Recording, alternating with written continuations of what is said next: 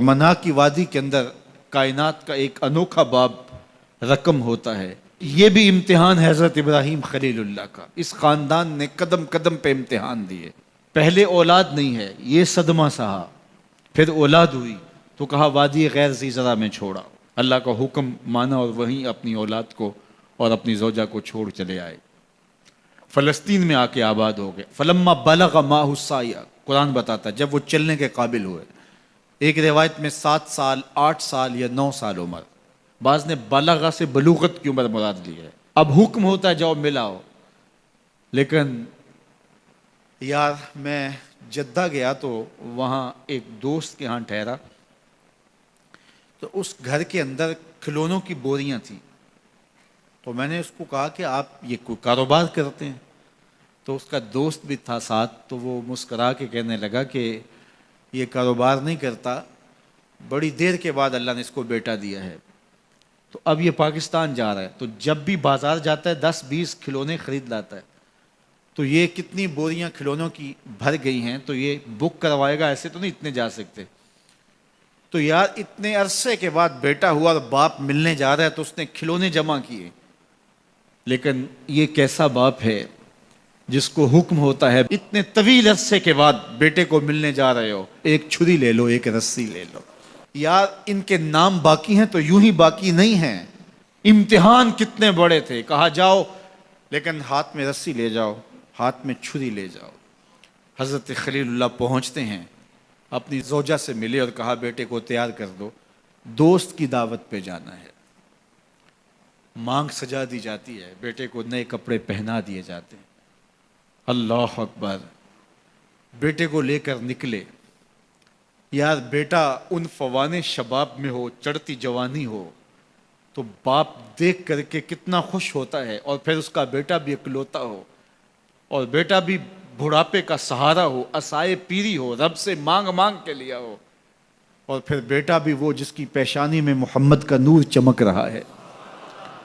ایسا بیٹا تو چہرے کی بلائیں لینے کو جی چاہتا ہے، لیکن حضرت خلیل اللہ اللہ کے حکم پہ اس بیٹے کو ذبح کرنے کے لیے ہاتھ میں چھری اور رسی دبائے منا کی وادی کی طرف بڑھ رہے ہیں۔ شیطان نے سمجھا کہ اس سے نازک مرحلہ اس خاندان پہ نہیں آ سکتا، حضرت حاجرہ کے پاس پہنچا۔ پتہ ہے شہزادے کدھر گئے ہیں؟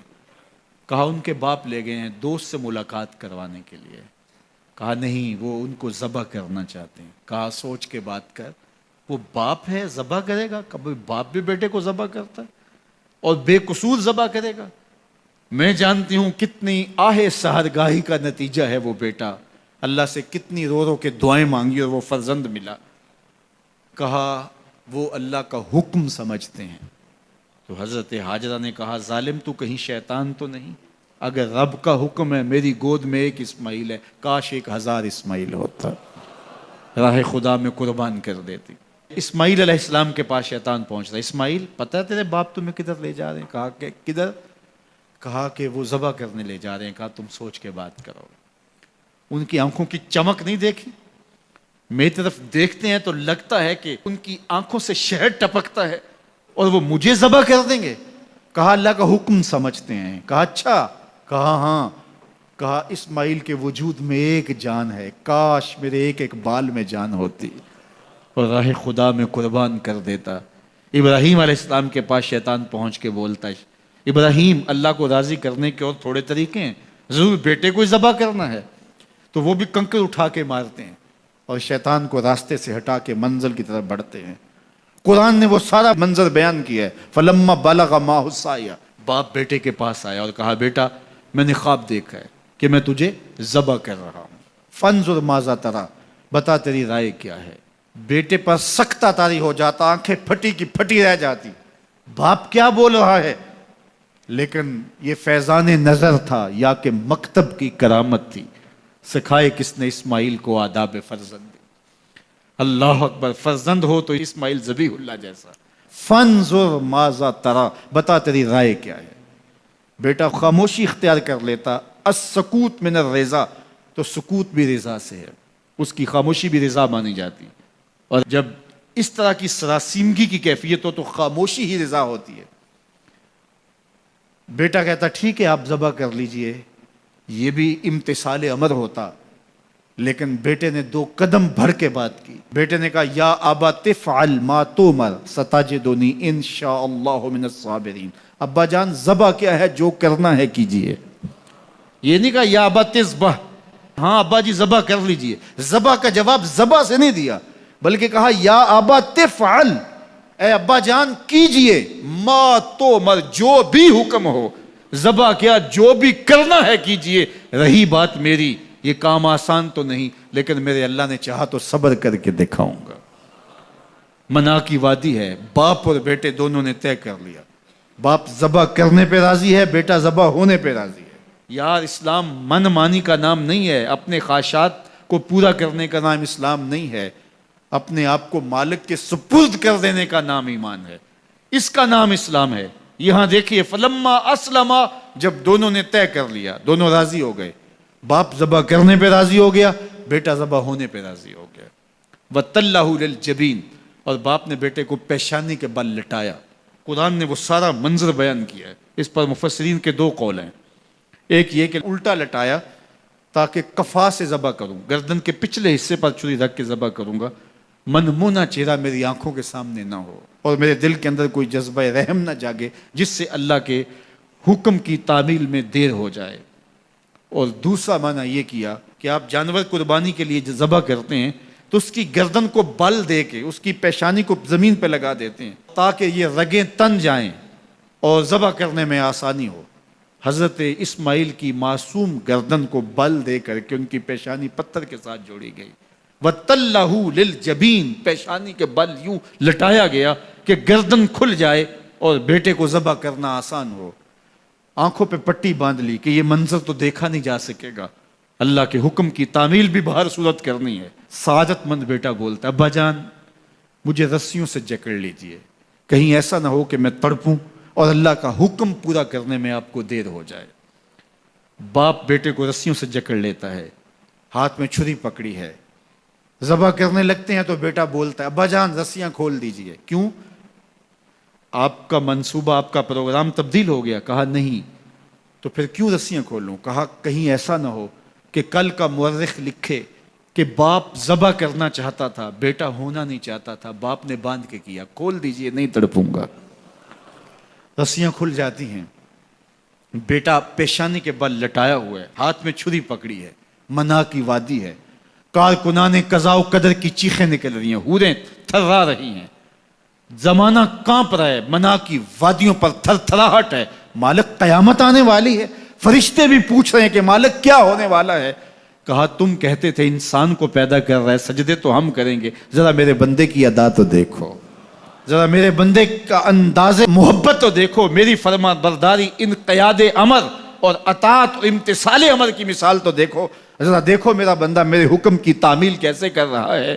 اللہ اکبر. کائنات آنکھیں جھپک رہی ہے، سورج منہ چھپا رہا ہے کہ یہ منظر دیکھا نہیں جا رہا، اور منا کی وادی تھر تھر کانپ رہی ہے کہ ایک بوڑھا باپ ہاتھ میں چھری پکڑے اپنے نونہال فرزند کو ذبح کرنا چاہ رہا ہے. عجیب منظر ہے کائنات کے اندر. حضرت ابراہیم آگے بڑھے، بیٹے کی گردن پہ چھری رکھی اور پوری قوت کے ساتھ چھری کو جنبش دی. اللہ اکبر. لیکن ایک بال بھی نہیں کٹا. پاس پڑے پتھر پر چھری کو مارا. لما تقطع یا سکین، چھری کاٹتی کیوں نہیں؟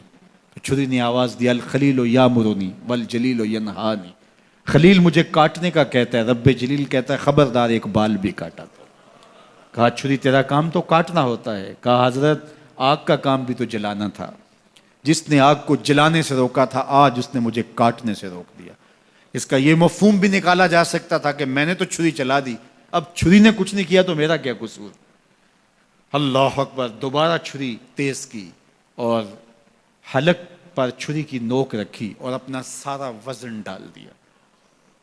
گردن کٹ گئی، خون بہنے لگا اور دل میں تھا کہ اتنا بڑا کام جو میں نے کر لیا. لیکن جب پٹی کھولی تو دیکھا منظر بدلا ہوا ہے. جس کو بیٹا سمجھ کے ذبح کیا وہ بیٹا نہیں تھا، دمبا تھا. اور جبریل امین پاس کھڑے ہیں اور اسماعیل مسکرا رہے ہیں. بے ساختہ زبان سے نکلا اللہ اکبر. تو حضرت اسماعیل بولے لا الہ الا اللہ واللہ اکبر. جبریل بولے اللہ اکبر وللہ الحمد۔ اب یقین تھا کہ یہ سارا اہتمام ادھر سے، جبریل کا آنا اور دمبا پڑا ہے اور ذبح پڑا ہے اور جبریل امین موجود ہیں تو یہ یہی لے کر آئے ہوں گے، اور بیٹا مسکرا رہا ہے۔ یہ سارا منظر، یہ قرینہ حالیہ بتا رہا تھا کہ یہ سارا الوہی اہتمام ہے، رب نے قربانی قبول کر لی۔ لیکن صرف اتنا ہی نہیں ہوا کہ یہ قرینہ حالیہ آپ کو یقین دلاتا، بلکہ منا کی وادی چمکنے لگی اور وہی کے اجالوں سے پوری وادی روشن ہو گئی، اور آواز آنے لگی وَنَادَيْنَاهُ يَا إِبْرَاهِيمُ قَدْ صَدَّقْتَ الرُّؤْيَا إِنَّا كَذَلِكَ نَجْزِي الْمُحْسِنِينَ۔ یہ منظر دیکھا تو ابراہیم ابھی کوئی سوال کرتے، کسی سے پوچھتے کہ یہ کیا ہوا، اتنے میں وہی نازل ہوئی، اے ابراہیم تو نے واقعی خواب پورا کر دکھایا، اِنَّا كَذَلِكَ نَجْزِي الْمُحْسِنِينَ، ہم اپنے بندوں کو یوں ہی صلہ دیا کرتے ہیں۔ تیرے بیٹے کو ذبح نہیں کروانا تھا تیرے ہاتھوں سے، ہم نے تیرا امتحان لینا تھا، بس ابراہیم تیرا امتحان پورا ہو گیا، ہم نے تیری سنت کو اب قیامت تک کے لیے باقی رکھا، قیامت تک کے لیے باقی رکھا۔ اور پھر خود میرا رب کہتا ہے سلام علی ابراہیم، ابراہیم تیرے اوپر سلام ہو۔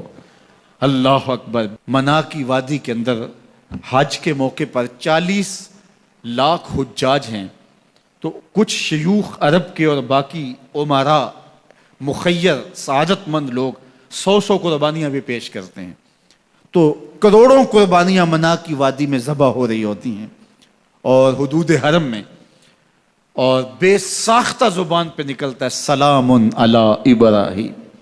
ہر سال یہ شور و غوغا ہوتا ہے کہ اس مرتبہ قربانی بہت مہنگی ہے، شاید زیادہ لوگ قربانی نہیں کر پائیں گے، لیکن جو ہی موسم قربانی کا آتا ہے گلیوں اور بازاروں کے اندر جانور گھوم رہے ہوتے ہیں اور ان کو دیکھ کے بے ساختہ زبان پہ آتا ہے سلام علی ابراہیم، ابراہیم تیرے اوپر سلام۔ تو یہ کتنا بڑا امتحان تھا، کتنی بڑی آزمائش تھی، لیکن اس آزمائش سے سرخرو نکلے، نمبر بھی پورے 100 حاصل کیے، کامیاب اور بامراد اور کامگار ہوئے۔ آج ہمیں اس سنت کو باقی رکھ کر کے ہمیں وہ یاد تازہ کی جا رہی ہے کہ میرے ایسے بندے کہ جو میرے حکم پہ اپنی سب سے عزیز چیز بھی قربان کرنے سے گریز نہیں کیا کرتے۔ ہمارے ایک بزرگ فرمایا کرتے تھے کہ ہر بندے کا ایک اسماعیل ہوتا ہے، جب تک وہ اپنے اسماعیل کی گردن پہ چھری نہیں رکھتا رب کا قرب نصیب نہیں ہوتا۔ تو جو تمہاری محبوب چیز ہے اس کو راہ خدا میں جب تک قربان کرنے کا جذبہ نہیں پاؤ گے، تب تک تمہیں وہ منزل نصیب سعادت کی نہیں ہوگی۔